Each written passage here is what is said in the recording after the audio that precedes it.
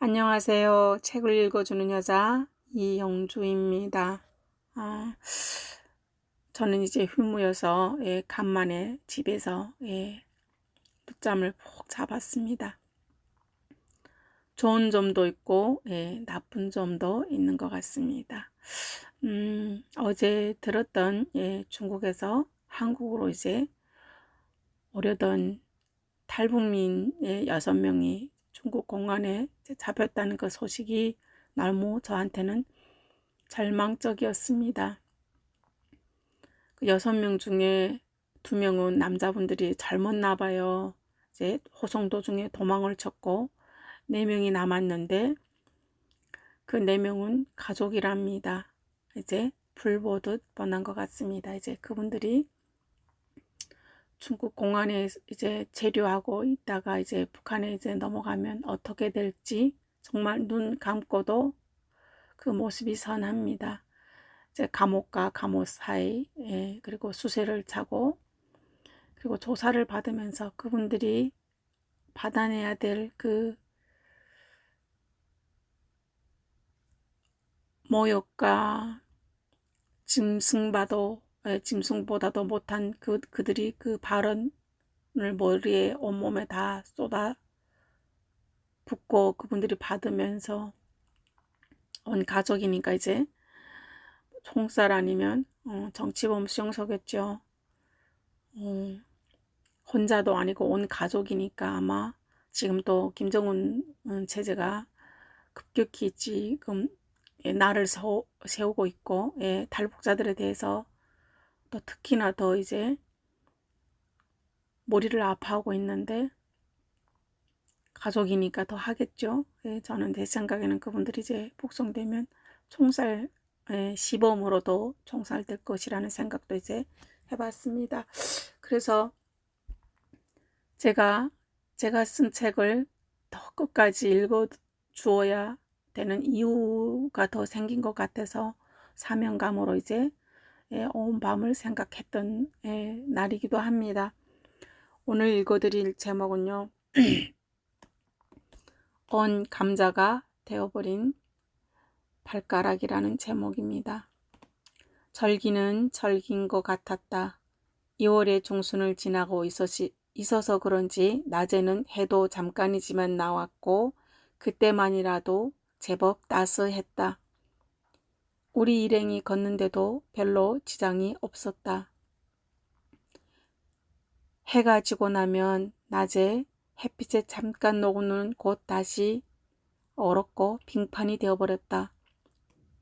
밤이 되면 바람을 피하기 위해 나무가 있는 곳을 찾아 잠을 잘 준비를 해야 했어서 나무가 있는 곳을 찾아 헤매기도 했었다. 저녁은 가지고 있는 식량을 구워 먹고 낮과 달리 온도가 아주 딴판으로 내려가 버린 밤 날씨에 대비해서 각자 마른 나무 가지들과 손도끼로 나무를 찍어서 땔감을 수북이 쌓아놓고 모닥불을 만들어 한 사람씩 교대로 보초를 서군했다. 짐승도 무서웠고 모아서 옆에 쌓아놓은 나무에 불 달리는 것도 방지하기 위해서다. 매섭기로 소문난 2월의 겨울은 중국도 아니고 몽골, 구솔은 중국 등의 삼각 지점이다 보니 진짜 너무너무 추워서 살아있는 게 부담스럽기만 하던 그 때이다. 잠을 잘 때는 각자 가지고 온 비닐을 온몸에 감고 낮에 메고 다니던 배낭을 베개와 침대로 삼아 온몸을 기대고 잔다.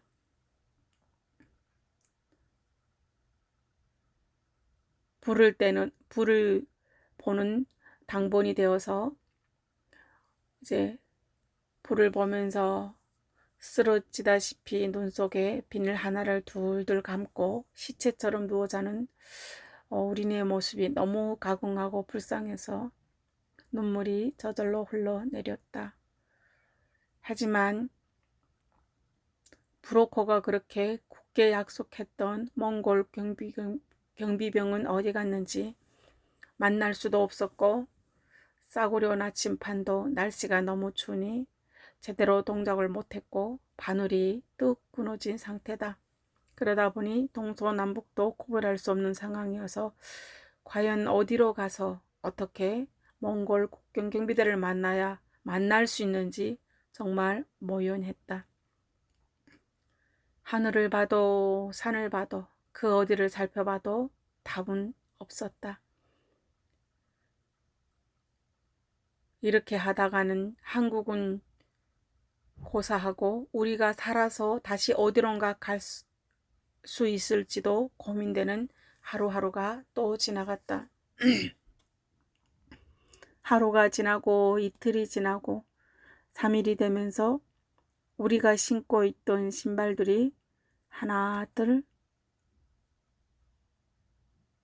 나가기 시작했다. 낮에 살짝 빛에 녹은 눈이 얼음이 되어서 우리 일행 신발들을 도륙내고 있었다. 아침에 맨 앞에 걸으면서 길을 내는 사람이 신발 굽돌이를 칼날같이 날선 살얼음이 싹싹 갉아먹고 있었던 것이다. 사내 아이 둘이 신발을 빼고는 5사람의 신발굽은 이제 너덜너덜하다 못해 신고 있는 양말 색까지 다 들여다볼 정도로 굽이 나갔다. 간신히 신발끈으로 동인 발목에 의해서 겨우 자기 이름값을 하고 있을 뿐 이젠 신발은 신발도 아니었다. 밤에는 영하 40도로 내려가고 낮에는 그나마 바짝 영하 30도에서 맴돌던 동장군은 신발뿐만 아니라 우리의 발들도 가만두지 않았다. 드디어 내가 신은 신발도 이미 굽이 다 나가서 더 이상 내 발이 아닌 동장군의 것이 되었다. 돌아오는 밤마다 남들 자는 밤에 보초를 도맡아 서면서 얼어 시커멓게 색이 변한 발을 붙들고 정말 한없이 울기도 울었다. 옴매불망 자유를 찾아서 간다던 한국행은 어디선지부터 크게 빗나갔다. 색이 죽어 시커멓게 얼어버린 발과 얼고 녹기를 반복해서 피와 붉은 고름이 뒤섞여 범벅으로 변한 신고 있는 양말 아닌 양말과 이미 만신창이 되어버린 나의 모습에는 나는 이미 혼이 절반 나가 있었던 것 같았다. 그보다도 참기 힘들었던 건 아침 시간이다. 남들은 그나마 다 자는데 유독 많이 얼어버린 언발이 통증으로 시달리다 보니 온 밤을 자도 잔 것이 아니었다.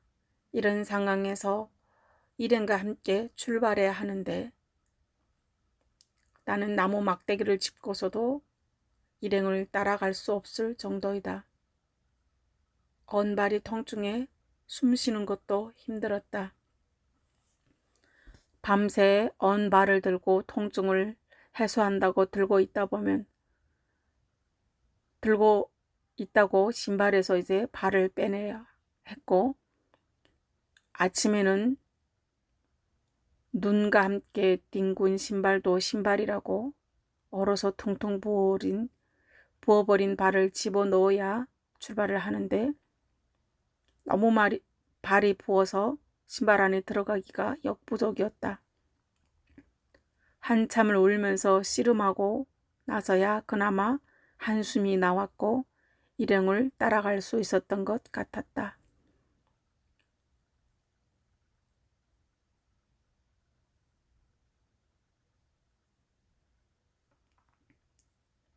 부어버린 신발 안에 억지로 밀어넣고 겨우 일어서서 첫 발을 땅에 대는데 그렇게 아팠고 그렇게 힘들었다.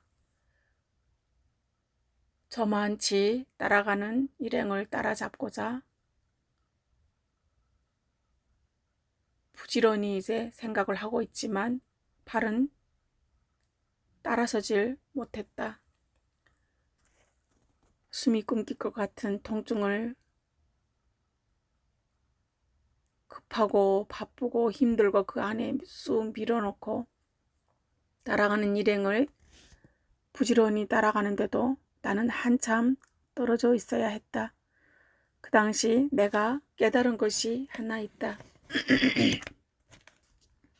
사람은 육체가 온전하게 재구실을 못하면 엄청 비굴하게 된다는 사실이다.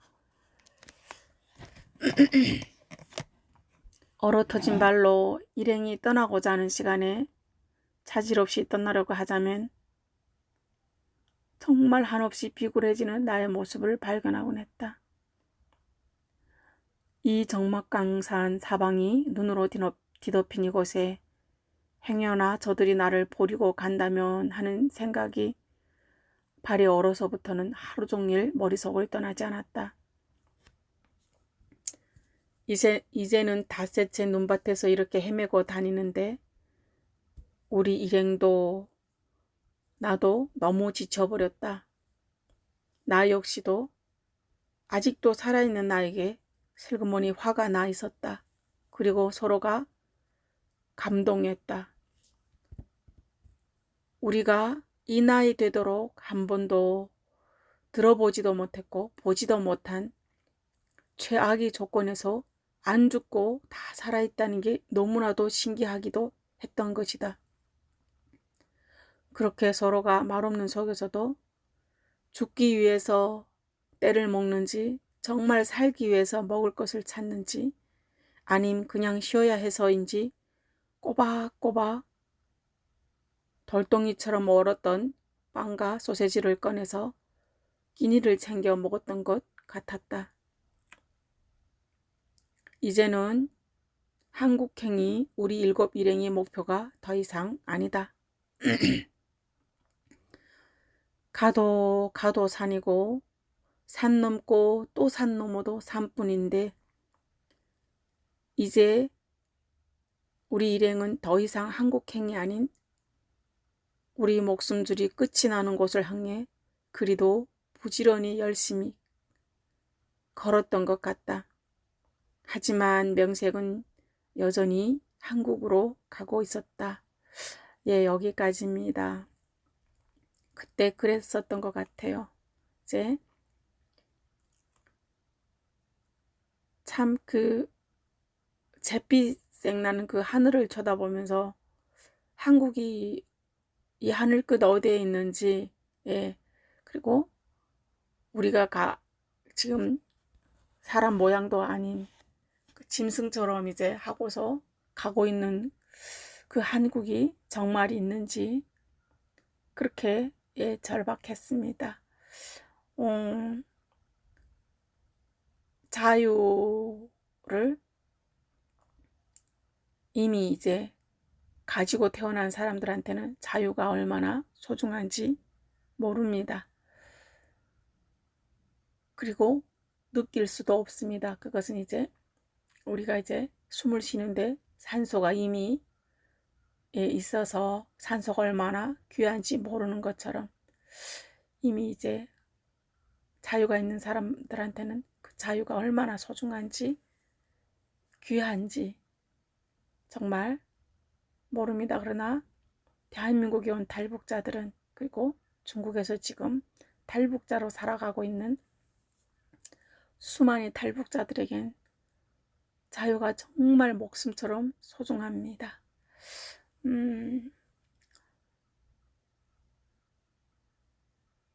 오늘은 이제 월요일이죠. 월요일. 예. 듣고 계시는 모든 분들 그리고 또 북한 인권에 관심이 있으신 분들 탈북민들에 대해 여러모로 이제 섬기고 계시는 모든 분들 예, 그분들한테 감사를 또 드리면서 오늘도 좋은 하루가 되기를 예, 빌어보겠습니다. 안녕히 계십시오.